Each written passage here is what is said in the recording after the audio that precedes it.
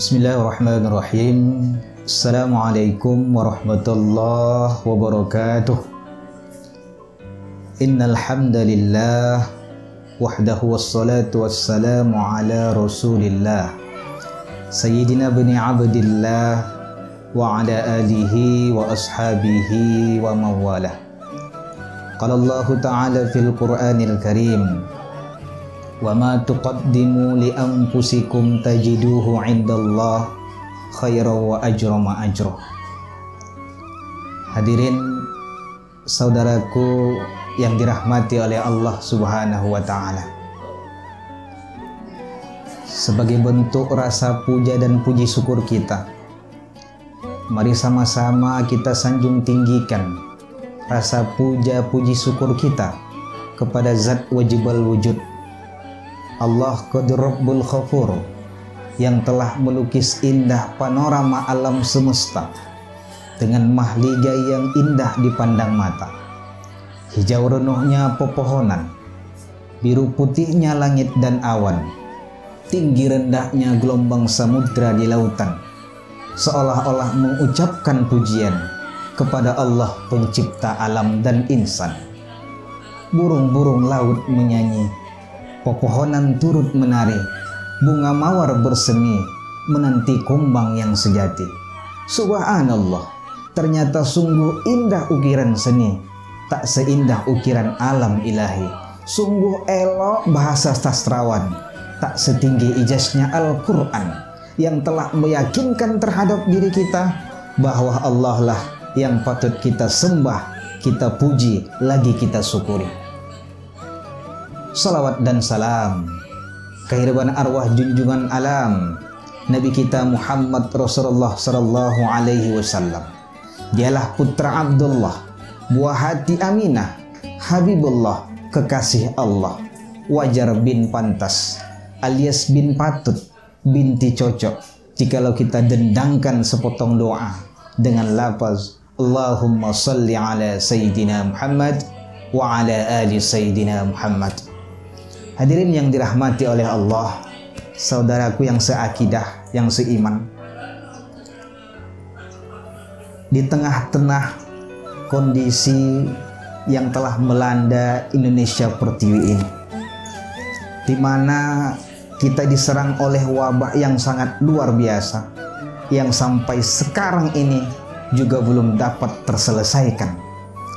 Perlu ada nilai kesabaran untuk menghadapi ini semua. Saudara yang memakai masker itu bentuk daripada wujud kesabaran. Saudara yang sifatnya dirumahkan, isolasi, juga butuh kesabaran. Namun puncak kesabaran seorang makhluk Allah, seorang hamba Allah, di antara kita yang ada umat muslim yang sekarang ini, dibandingkan dengan cobaan ujian dan nilai kesabaran yang ada di dalam dada seorang hamba, tidak ada sedikit pun dari kita yang sanggup mengikut kesabaran para nabi dan rasulnya yang sebelumnya diuji oleh Allah dengan banyak begitu hal peristiwa yang ada di dunia. Banyak nabi yang diutus oleh Allah, juga banyak rasul yang diutus oleh Allah. Pas kebetulan di tengah-tengah Muharram inilah, sampai di 10 Muharram, di Yaumul Asyura, banyak peristiwa-peristiwa kenabian yang sampai pada saat ini dikenang dalam Islam, dicatat oleh sejarah bagaimana nabi-nabi sebelumnya diuji kebetulan di bulan Muharram ini. Peristiwa bulan Muharram di tahun baru, kita diingatkan cerita Muharram, di mana kita diingatkan dengan peristiwa bentuk pelajaran bagi kita bagaimana bentuk kesabaran Rasulullah itu sendiri. Berbicara Muharram, kita diingatkan bagaimana pintarnya seorang Rasul kita, seorang Nabi kita Muhammad Sallallahu Alaihi Wasallam dalam membaca perpetaan pergerakan Islam itu sendiri. Ujian terus melanda Rasulullah. Di kota Mekah Rasulullah berdakwah. Dari pihak keluarga banyak yang menganiaya beliau, yang cukup luar biasanya. Setelah dihubungkan dengan peristiwa-peristiwa yang ada, dengan penzoliman-penzoliman yang dihadapi Rasulullah, bentuk penganiayaan, maka sehingga puncaknya pada saat itu kepingin Rasulullah untuk berhijrah keluar dari kota Mekah yang pada prinsipnya demi melanjutkan kehidupan yang akan datang. Meskipun sebenarnya bagi Rasulullah hidup di kota Mekah itu sangat nyaman dan menikmati. Hidup di kota Mekah itu adalah kehidupan yang memang disenangi oleh Rasulullah. Entah pada akhirnya haruslah hijrah demi menyelamatkan diri, demi menyelamatkan Islam, demi menegakkan Islam, membaca perpetaan dunia supaya Islam bukan hanya saja cukup di kota Makkah, namun Islam bisa merambah ke benua-benua lain. Ma'asyiral muslimin, hadirin yang dirahmati oleh Allah Subhanahu wa taala, sehingga pada titik akhirnya Rasulullah berhijrah ke kota Madinah. Di sana Rasulullah berdakwah sehingga Islam berkembang dengan pembacaan pemikiran Rasulullah yang semula Rasulullah ingin mengadakan hijrah ke Taif, namun orang Taif menganiaya Rasulullah. Orang Taif tidak menerima kedatangan Islam. Rasulullah ingin dibunuh. Di sana Rasulullah terjadi penganiayaan yang kala itu baginda Muhammad membalaskah Rasulullah ketika datang tawaran malaikat itu mengatakan. Namun Rasulullah hanya tersenyum sembari berdoa, Allahumma hdi qaumi fa innahu la ya'lamun. Ini doa yang baik dari Rasulullah untuk umatnya. Makanya manusia yang terbaik, yang mempunyai nilai kesabaran dalam suatu menghadapi cobaan, tak lain adalah Nabi kita Muhammad Rasulullah Sallallahu Alaihi Wasallam itu. Ma'asyiral muslimin, sidang hadirin yang dirahmati oleh Allah Subhanahu wa taala.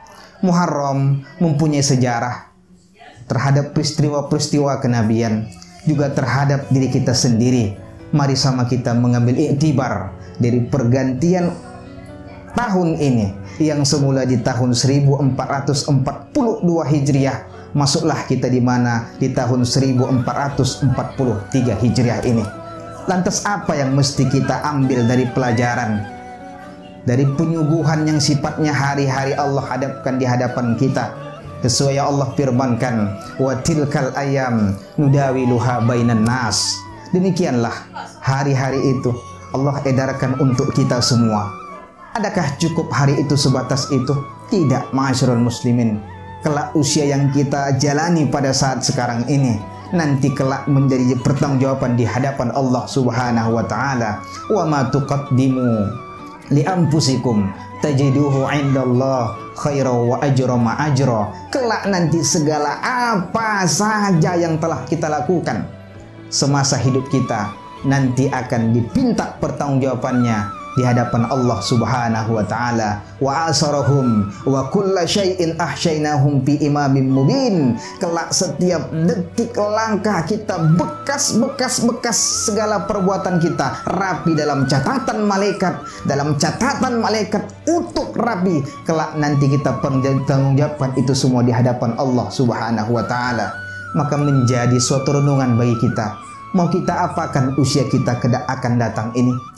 Adakah penuh dalam suatu sifatnya kekosongan saja tanpa ada nilai ibadah di dalamnya?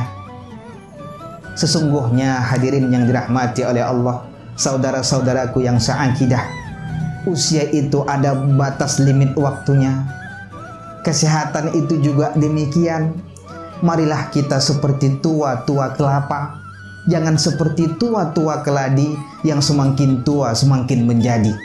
Tua-tua kelapa bersifat pasti punya manfaat terhadap lingkungan sekelilingnya. Kita bayangkan sebuah kelapa yang tua, di mana andaikan dipotong, diruntukkan dia, batangnya bisa menjadi kayu. Kelapa tua bisa menjadi santan, batoknya bisa untuk manggang ikan. Ampasnya sekalipun bisa untuk makanan bebek, makanan ayam, bermanfaat buat kehidupan orang lain. Khairukum, sebaik-baik kita adalah tak lain ampa'u linnas, memberikan manfaat terhadap diri orang lain. Ini suatu bentuk langkah hijrah kita. Kalau Rasulullah berhijrah demi untuk menjaga keutuhan keselamatan dirinya, Kalau Rasulullah berhijrah tak lain bertujuan untuk supaya menyebarkan Islam, lantas kita berhijrah bersama-sama bagaimana menjadikan diri kita yang sebelumnya maksiat, mari sama-sama kita menuju ketaatan. Yang sebelumnya kita kurang beribadah, mari sama-sama setiap waktu kita isi dengan ibadah, meskipun tidak sesemaksimal Rasulullah seperti yang dicantumkan dalam hadis sampai retak tumit kakinya. Meskipun sebagian di dalam hadis diceritakan bagaimana Rasulullah terus menjaga sholatnya sepanjang malam. Beda jauh kita, tak seperti memang Rasulullah. Paling tidak setiap aktivitas kita tak lari daripada sunnah-sunnah yang ada. Tahajud memang tidak diwajibkan bagi kita. Puasa Senin Kamis memang tidak diwajibkan bagi kita. Tapi prinsip dasarnya, orang yang beriman, yang ingin taqarrub ilallah, terus mendekatkan diri terhadap Allah, tak lain adalah menjadikan yang sunnah menjadi kewajiban, yang wajib menjadi kemestian, yang makruh sebagai nilai keharaman. Ini sekelimit di mana kita langkah hijrah memulai awal di tahun baru ini untuk langkah yang lebih baik. Itu catatan kita yang pertama. Terus, adakah usia yang telah kita jalani yang sudah semata-mata nilainya tidak ada di mata Allah? Salah kita mengartikan demikian. Jelas kita sampaikan, wa ma tuqaddimu li anfusikum tajiduhu indallahi khairan wa ajra ma ajra. Setiap apa saja perbuatan kita kelak nanti kita hadapkan di hadapan Allah, pertanggungjawabannya rapi dalam catatan malaikat kiraman katibin raqib atid 24 jam siap mencatat segala apa saja yang pernah kita lakukan semasa hidup ini. Mari sama-sama kita beristighfar nanti dalam menutup agenda tahun baru tahun yang sudah kita jalani ini, dan kita bermohon ampun untuk kebaikan, keberkahan terhadap umur kita, terhadap usia kita di tahun yang mendatang. Mudah-mudahan kita tetap istiqomah dalam merajuk perbuatan kita kepada nilai-nilai ibadah itu sendiri. Mungkin cukup sekian sekilas kajian dari kami. Laliqa ma'assalamah. Akhirul kalam minni wallahu muwaffiq ila aqwamit thoriq. Assalamualaikum warahmatullahi wabarakatuh. Besar YPI Al-Qasimiyah mengucapkan tahniah hari jadi ke-64 Provinsi Riau dan selamat tahun baru Islam 1443 Hijriah dengan semangat hijrah agar menjadi insan yang takwa. Allahu Akbar. Kami keluarga besar YPI Al-Qasimiyah mengucapkan tahniah hari jadi ke-64 Provinsi Riau. Selamat tahun baru Islam 1443 Hijriah dengan semangat